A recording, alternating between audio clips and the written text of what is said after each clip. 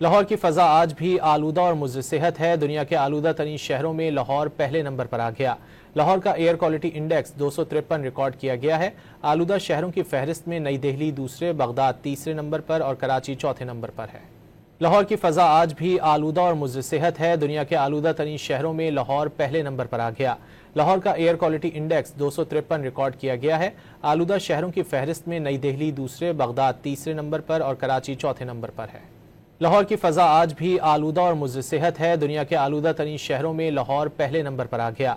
लाहौर का air quality index 253 record किया गया है। आलूदा शहरों की फहरिस्त में नई दिल्ली दूसरे, बगदाद तीसरे नंबर पर और कराची चौथे नंबर पर है। लाहौर की फ़ज़ा आज भी आलूदा और मुज़र सेहत है। दुनिया के आलूदा तरीन शहरों में लाहौर पहले नंबर पर आ गया। लाहौर का एयर क्वालिटी इंडेक्स 253 रिकॉर्ड किया गया है। आलूदा शहरों की फहरिस्त में नई दिल्ली दूसरे, बगदाद तीसरे नंबर पर और कराची चौथे नंबर पर है।